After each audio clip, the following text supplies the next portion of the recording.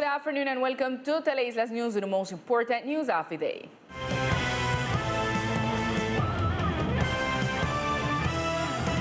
Yesterday, several workers met with the directors of the Departmental Hospital to determine what will happen to the people who were left without jobs after the social state enterprise took it over. Good evening, Lisa and all the TV viewers. We say hello from here from the Departmental Hospital because the drama with all the workers that don't have contracts still continues. We talked to a nurse who told us that from January she don't have contract and she expects it because that is what they promised her. I left on January 31st and they never gave me a reason. They simply did not call me to sign a contract, nor did they inform me why I was not going to continue working. They just left it at that. A few days before, some people from the government had gone to inform me of the papers that we should have signed for the contract, and I got excited and I tried hard to get the papers, but they never called me or gave me any reason. Because of this, representative of the workers met yesterday with the directors who promised to look for a solution for those who are registered in the job center. However, workers such as Maria Paula are not included and still do not have solutions. The people who are under the job agency, which are approximately 40 people, are those who will continue and on whom they will make a study to see how many people really need each service. But the people who were left without contract on January 31st by Sermedic, they did not give us any reason, and that's where we stand. They said that they would not be able to solve that issue. Maria Paula also mentioned that it's important for them and for her that from the beginning, when they did structure all this thing from the social enterprise, that they should tell them that there will be a cut of the personnel so they could prepare for all what they happen. This is all the information I report from here in Formalis Medina Bush. And at the Coral Palace, the accountability of the first year of the government of the current administration took place, where each of the secretaries gave an account of their projects. The accountability took place in the Waldwin-Peterson-Bent Hall with a controlled capacity due to the COVID-19 pandemic.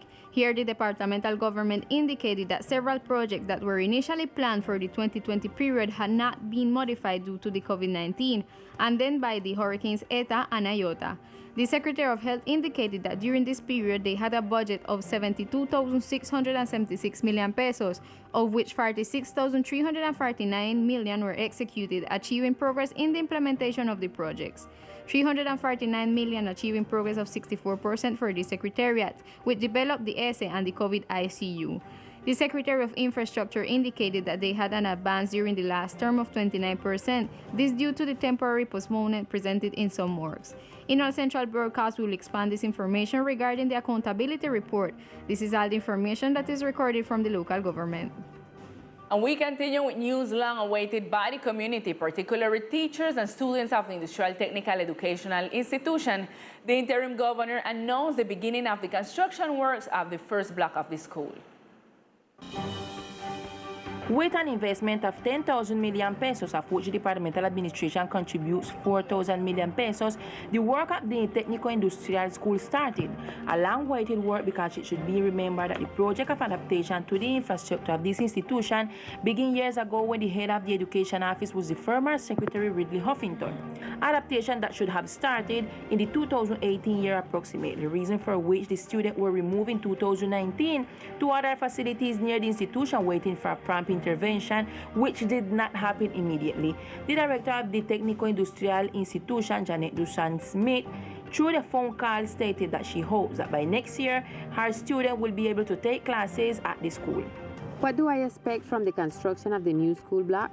I hope that in 1 year the new structure will be delivered with all the specifications given and as far as possible taking into account the observations made by the management team.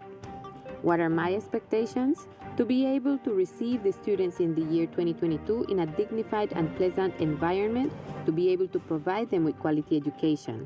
At the moment, the students are receiving their classes in the blending or alternating modality. We are going to start in April and receive them at the headquarters of the Antonio Nariño and San Antonio behind the Sagrada Familia School. The work will count on the participation of more than 20 local people doing the work. It will benefit more than 700 students with 16 basic classroom, laboratory classroom, linguistic classroom, and school dining room, among others. And in view of the need for change and reconstruction of the department's airport, the Minister of Transportation shed light on an initiative that could put an end to the bad image that visitors have of the island's air terminal facilities. The Minister of Transportation declared in a press conference that the concessions are being made with the departmental government, seeking that the private initiative can make a significant investment for the arrangement of the airports of the archipelago so that they can be operated by a private investor like other airports in the country. We agreed with the governor to work on the question of the three properties which in some way correspond to us so that we can relate the private initiative to really make a structural change in the airport where there will be private initiative which seeks to make a significant investment to remodel the airport in an important way and also to operate and maintain the old Providence Airport once it is built. For this initiative, we have the instruction to put out the bid this year.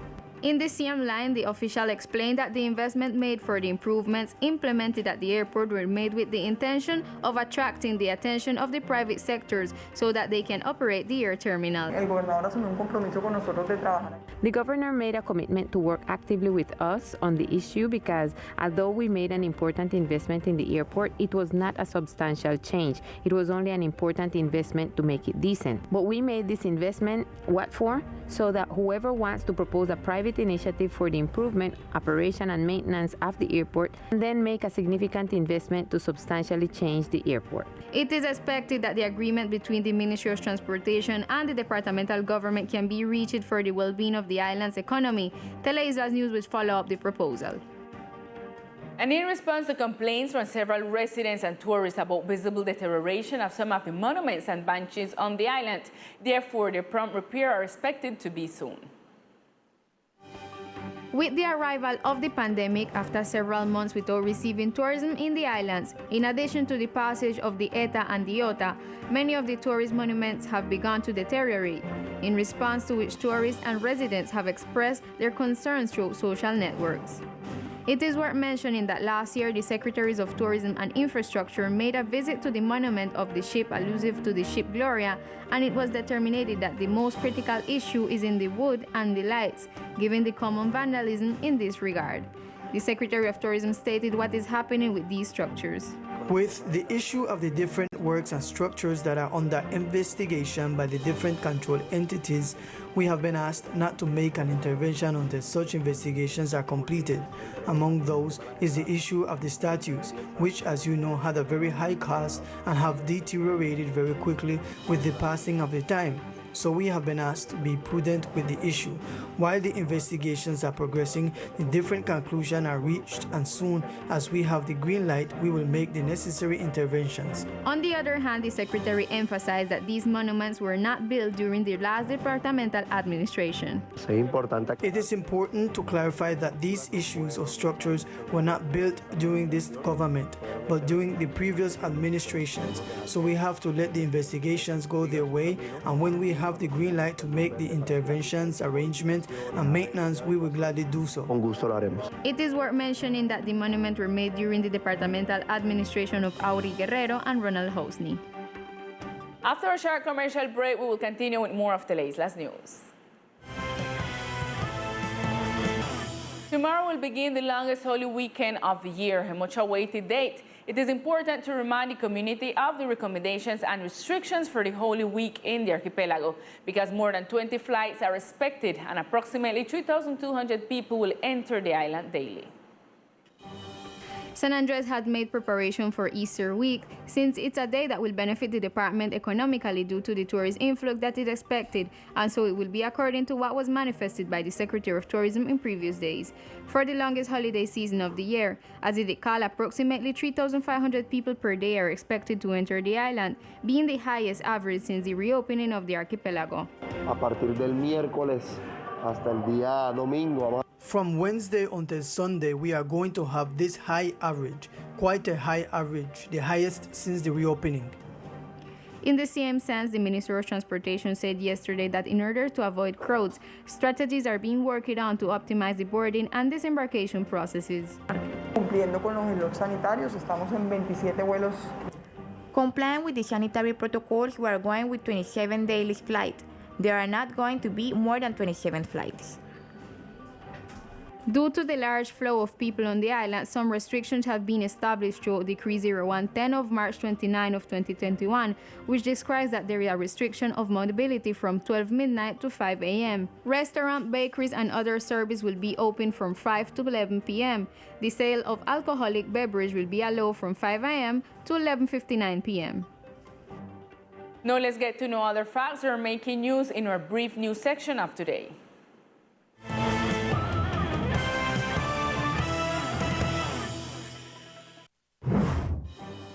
From April 7th through the 9th, the inhabitants of the archipelago will be able to deliver their post-consumer waste that includes insecticide containers, single-use batteries, electronic waste, and tires. In this day of waste collection, the Ministry of Environment is leading. There will be several points established for recollection. In Old Providence will be the headquarters of Coralina. It is estimated that during this great event, about 50 tons, approximately 326 meters of post-consumer waste will be recollected in the archipelago, which will be transported to the mainland by air and sea in order to ensure proper management of these authorized managers.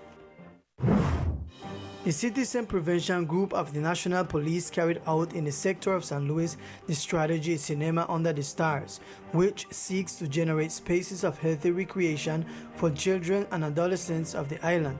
On this occasion, the children enjoyed a movie with important reflective messages. The Secretariat of Agriculture and Fisheries delivered mowers, tillers, irrigation systems, echo sounders, chainsaws, motor pumps, and spraying equipment, among others, to different associations of the island dedicated to agriculture and fishing, so that with these tools, farmers can easily develop their daily work in the field and fishermen can increase their work. Now we continue with the weather forecast. The weather forecast for today, 31st of March, in the coastal area of the archipelago, the sky is cloudy. Temperature is 28 degrees Celsius, winds from the northeast direction with intensities of 24 km per hour. Humidity forecast is 81% and probability of precipitation is 11%.